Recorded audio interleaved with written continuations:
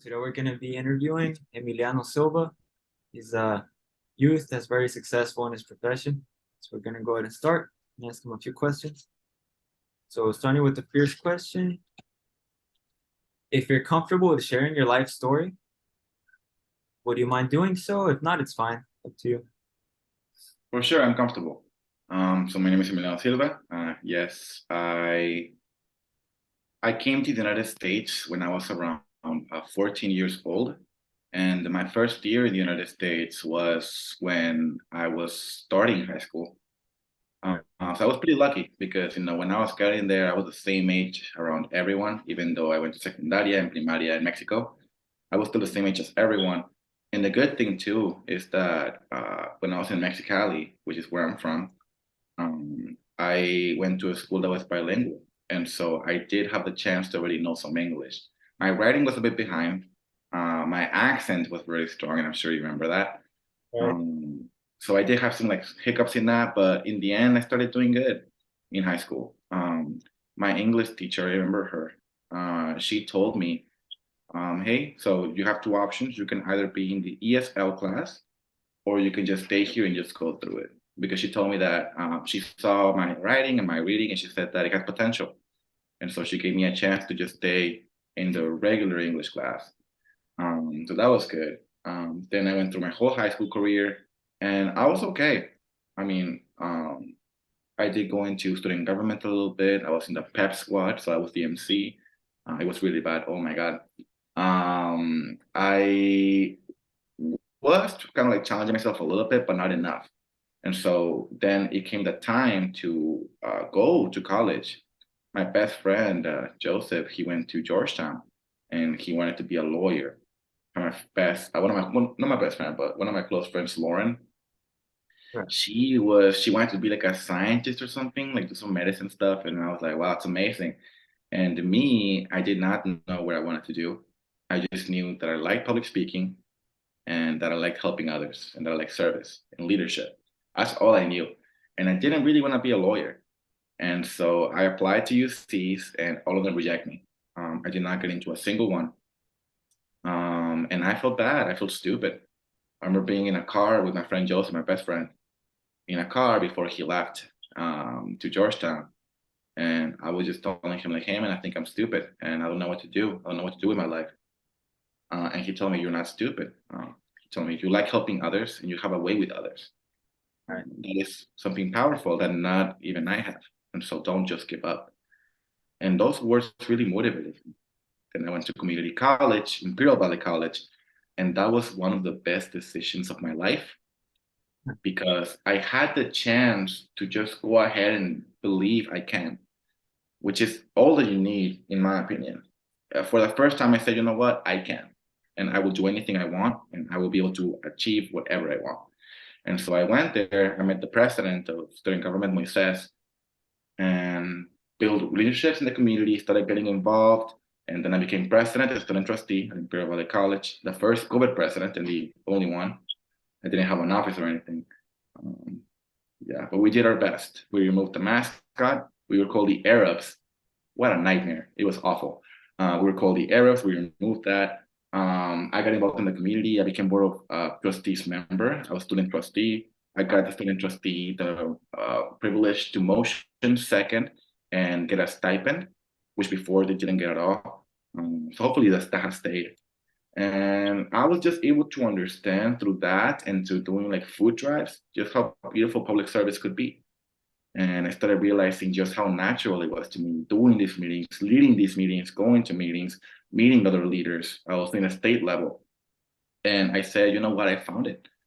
And I recall a specific moment when I was looking at YouTube and I saw this politician. Her name is AOC. And she's a congresswoman. And she started speaking about like politics and about issues and being really real with everyone. And that moment I saw it, I said, I found it. That's what I want to do. Wow. And I actually got an internship through one of the calls when I was president to the Senate. I got a chance to get an internship through that. I shared my story. I shared a story of how I made my grandmother a cup of tea during the pandemic. She was near death. And I explained that story, and then I ended the story by basically saying, and that is why we need to prioritize mental health for our students, because I have this sad story, but my grandma's still here. For other people, that grandma, that mother, brother, sister, daughter, son may not be there anymore. And so we have to make sure that we nurture them and give them a chance to continue their education. I basically said that. He asked for my name. He told me I'm gonna give you an interview. I interviewed the day of. I got an internship in the Senate under the office of Senator Ben Wesso. And so all was going great. I was challenging myself. Then I applied to UC's and CSU's. I applied to 8, 4, and 4. And this time I got into every single one. And I did not have a single doubt that I would. Like, I had no fear. I was like, yeah, I'll get in. Like, for the first time and going back to high school, I remember like being like, there's no way I'm getting into Berkeley. There's no way. But then I get into Berkeley and I'm like, yeah, I knew it. Like, it was natural because I just believe I could. I just believed I could, and it just happened. And so I went to Berkeley. I was involved in a mariachi. I became president for a little bit. It was really fun. I also founded an organization called Democracy Hawks. Basically, it's trying to inspire people to care about democracy worldwide, especially youth. And I have founded a fantastic team of people. And now, in October, I'll be starting a fellowship in the assembly. It's a great program with about 17 other fellows. But as of now, I'm actually working in a hotel. I'm doing bartending and I'm doing front desk until October, just to, of course, pay my rent and the financially is gone. Pay my rent, take care of myself, and just do what I have to do until I get there. And that's where I am. That's my story. I was a little long. Sorry about that, but that's basically my journey until now. Exactly how you did it. No, we could learn a lot from you. You really came from, don't take offense to this, but you came from nothing to something. And I feel like in both of our stories, that's something we have in common. So that's why I wanted to bring you on here so you can explain to the viewers, explain to people trying to learn self-development, how to become something. Maybe they're at the nothing point, maybe they're at the something point, but there's always something to learn from anybody. Yep. So anything you'd like to add before the next question? No, man, go ahead. Take it over. So what are some positive characteristics you possess you feel were obtained through facing adversity? Positive. Okay. It's hard for me to think of positives. And I'll explain why later on in one of your questions. But positive right now that I have, I guess, is just my complete and utter excitement for growing, just becoming a better person day by day. Like, I'll be completely honest with you and with everyone that is watching this. Thank you for watching this, by the way. So this is a great thing that you're doing. In the place that I've been in right now in the hotel for a month and a half, I have learned more about social interactions, about people in general, people skills, and just dynamics of power than I learned in my whole time in Berkeley. Being completely honest with you, the people we get in that place, oh my God. But yeah, so growing every day is something that I'm in love with and that I'm excited about. If someone proves me wrong, I will not be mad. I'll actually be happy. I'll be like, oh shoot, prove me wrong, then let's go. Like, come at me, man. Like, I don't care. And they prove me wrong, I'll be actually flattered because I'll think, you know what, I was challenged today and I was able to grow in my thought. So I would say just that growth. And connected to growth, also learning new things. Like, I like learning bartending, it's really fun. I like learning cooking.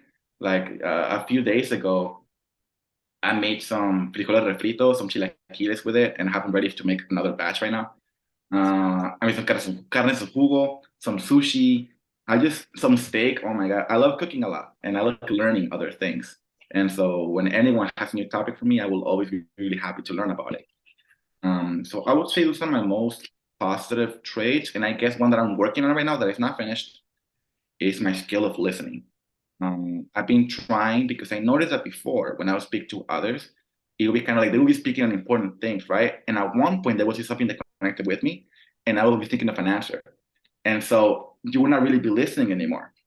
And so I'm working right now on completely tearing that down and just listening, just becoming someone that completely listens and that waits on having any answers or anything until that person is done. And so that's kind of like, that's one that I'm working on right now and that I really want to possess. But yeah, it's one of my positive traits. Right.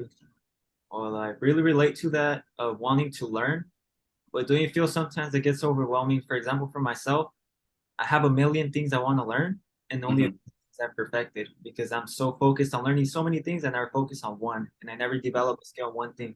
You ever feel it's overwhelming? Like, okay, I want to learn this, and that. You never focus on one thing and get good at it. Exactly. Exactly the same. Right. Okay. Let's Yeah. next question. Basically the same question, but now we're going to focus on what are some negative characteristics that you had to overcome that you basically developed through adversity. So you're mentioning adversity. Um, and one thing, a negative thing that I've been able to overcome actually through my family, through my mother and my father, after complaining about having my windows broken into and my plates stolen from my car. I was complaining and I was saying, yo, this sucks. Like, why am I have to, why I'm the victim in this? I said, I'm the victim. The police is not doing anything. What do I do? My mom said, then stop being the victim and fix it. And when she told me that, that completely changed my mind about everything. That kind of like reorganized my world because I was like, she's right. I shouldn't let anyone ever make me a victim, ever. No matter how much adversity I'm facing, no matter how much I'm struggling, when I let someone make me the victim, I see it like I lost because I feel like when you say you're a victim, it's a position of defeat.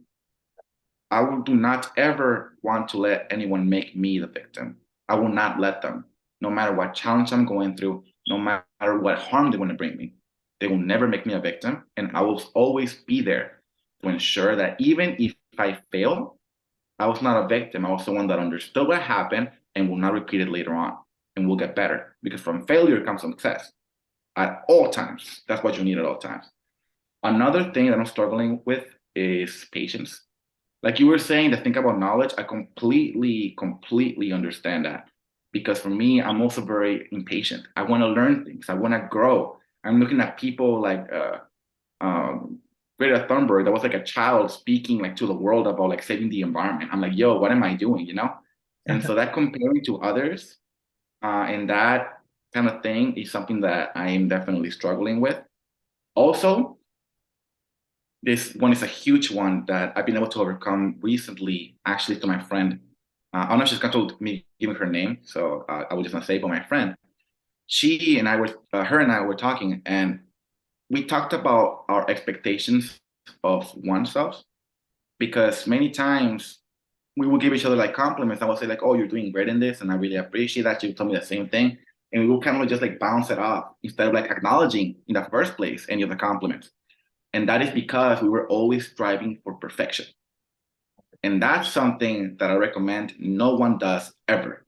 Don't strive for perfection because you cannot be perfect. You're a human being. You cannot be perfect. I'm not a religious person too much, but I do know that there has to be a God out there. That God is the only perfect thing that there is. You cannot be perfect. You're a human being. You can always strive to be better, but not to be perfect because you cannot be perfect. And that's okay because that what makes humans really dope because we can grow. From failure, we keep growing and growing and growing and evolving. And that's a great thing that we should embrace instead of fear. You know what I mean? And so having that aim for perfection was a huge one that I have to overcome. And it's still hard for me because I have ambitions, really high ambitions in this world that I want to accomplish before I die. And I guess last one is controlling my emotions. Like I said in the hotel, there are people that really test me sometimes, that are really mean, that are very rude, throwing their cards like basically the table and everything. It's like being able to breathe and being able to not let anyone make the best of me, not let anyone destroy my composure. That's something that I still have to work on and something that will definitely take failures and maturity for me to overcome.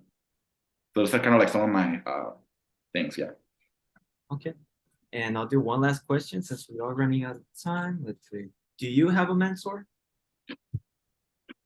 Not mentor, man, mentors. Life is about getting mentors all the way. You cannot, maybe you can, but it's so much more harder. Like just get a mentor. People care. People can care. There's someone like you doing these things, someone like me trying to do big things as well. People will try to invest in you. They will invest their time in you. And they will say, you know what, in this young man, this young woman, or young whomever, I see potential. I see growth, and I want to nurture this to make sure that they do the best they can. There are people out there like that that will help you. For me, oh my God, I have so many, man. I'm sorry. Like I have my mother who has taught me values of how to love others, how to be respectful to others, and just basic manners. Like, for example, going to the family party and saying hi to everyone. Those little things, or even the fact of no matter how much you preach to the world, no matter how much public service you do, if you're not doing that at home, if you're not loving and nurturing your family, then it's all. Can I cuss? I don't know. Can I curse? Go for it. It's all bullshit. Like, it's all bullshit. And I was like, that's totally right. From my dad, I've gotten actually the gift of being able to see malice and understand malice. My dad has been through a lot of stuff. In Mexico, he was a detective. He did some lawyering. He was in politics a little bit. He has seen horrible things. He has been threatened on his life before. And so from some of that knowledge and some of those things and some of those stories he has experienced, he has taught me some of those things to recognize that and to, yes, be a good person, like as my mother has taught me, but also to always be aware and always be careful in who I trust. That is something that I thank my father for all my life. There's my professor for campaigning in American politics, Dan Schnur. He used to be John McCain's press secretary, from my understanding. Guy is dope, man. Like, he has classes of students that are hella driven, just like you and me, that want to make it. For us, is in politics, and this guy nurtures that. He goes and talks to you and says, you know what, go to my office hours, let's just talk, and just gets to know your story. And so he has taught me like just the beauty of a mentor, a powerful mentor. He has taught me how to challenge myself in many ways as well. He's an amazing person, and I thank him for that every day. There's just so many people, man. I'm sorry. And I guess also my dad's friend, his name is Mario. That man is an intellectual. He has read so many books in his life, and we have had some of the smartest conversations I had in my life, and he was amazing. So that guy, I thank for a lot in my life, for being there. Professor of Russian politics and democracy and global crisis, Stephen Fish, amazing author and just amazing person. There's Ron Hasner, my war and war in the Middle East professor, amazing person as well. There's Aaron Brieno and Alexis Castro, El Melizardi. These three, I met them in the Senate, in the upper Senate of Ben Hueso. And right now they're still in the Senate doing amazing things. And these guys, I thank a lot. I'm gonna just say her name, I don't care. They're my friend Cadence. She has driven me to become the best person I can be day by day. And she has given me a standard on just so many things that I want to acquire, to grow. And she is also just a great friend to have. My friend, of course, my best friend Joseph, I already said why he's a mentor in my life. It's so important to me. I love that person, and he's amazing. And I wish him all the best in his career and his life. And yeah, I guess, again, I gave a lot of mentors, but please, everyone, get mentors. Be happy to be vulnerable in those places. Be happy to not know. It's okay. It's okay to not know, because that means you're an empty canvas right now, and you can build so many beautiful things. So don't be afraid to look for help. Don't be afraid to say, I don't know. That's amazing, because when you recognize that, and I'm sure you agree with this, that's the first step to growth.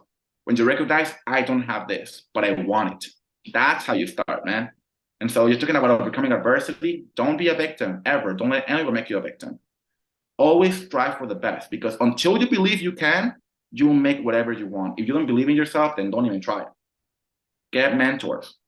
And also something that I didn't mention, take care of yourself. Go cook, go hiking, go whatever you want to do. Enjoy yourself and enjoy your life. Because yes, I'm sure you want to do this as well. You want to change the world for the better. And we have these big aspirations, but we're also human. We're also young, and we gotta live our lives, because we're gonna blink and we're gonna be maybe like in our 80s in a breathing machine. Time is fast, man, and I'm afraid of that. But I'm also just trying to devour everything I can to grow and become a better person. But we also gotta enjoy life, man. Right. But that's my answer, kind of. And last question, we have a few minutes. Okay. I want to touch on, let's see. You mentioned that one of your mentors read a lot of books. Do you have a book you recommend that could change a person's life? Oh, dude. Oh my God. What a great question. Okay. So first, there is 48 Laws of Power. Now, so many people go like, oh, it's a little evil. Like, just read it, man. It's an amazing book that gives you 48 laws on how to get power in your daily life. Right. And it has a story connected to that power law for you to learn from. And it's just amazing. Some of the things you can learn from that. So 40 Laws of Power, and there's one called Labor's Untold Story. I'm learning about it right now. I'm learning about labor unions and labor history. It's an amazing look into the struggles of the poor and the middle class in the United States. And it's just incredible for you to look at the source of so many of our issues today regarding poverty, regarding homelessness, and regarding just general struggle of the working class in today's environment. And so definitely read that book if you want to understand better what your environment looks like and why it is that way. Alrighty, well, unfortunately, Zoom only allows me 30 minutes, so I'll wrap it up here. Any final thoughts? First, I want to say thank you for what you're doing. This is amazing. You want to empower others and you want to show others the way to become the better themselves they can be. And so I thank you for that. Many people need those people to kind of like just tell them they can in the first place. That's all they need. Thank you. And for you to be there and do that, I really appreciate that, man. Thank you. Thank you for having me on your show as well. I really appreciate being here. And I think I'm your first guest, right? Right. That's an honor, man. I really appreciate it. And you're doing a great job. You're looking dapper as well. Incredible, man. And yeah, man, just thank you for having me. Thank you for what you're doing. And just for everyone, just a little note, I'm always down to mentor anyone, whatever help they may need, whether you're in high school, community college, university, or whatever. If you need any help on anything, I'm gonna ask a friend to put my information down or anything, my email, my Instagram, so you can text me or anything. Don't feel afraid to do so. I want to help others succeed, just like I am in my journey that I'm barely starting right now. And again, just believe you can. Like honestly, just believe you can, and you can do anything in this world. Definitely. All right, well, thank you for everything, man. You have a lot of knowledge. I would love to do this again soon. I feel like I talk too soon because there's so much you know that I don't, and maybe my viewers don't. So maybe You soon. too, man. You have your own story that I don't know. Thank you. So maybe a rerun soon. But as of now, I thank you for your time, and thank you for you know uh, coming out and sharing your knowledge, not being afraid to speak up for yourself about your story and everything you've done. So, yeah, have a good day, man. Thank you. You too, man. Thank you so much.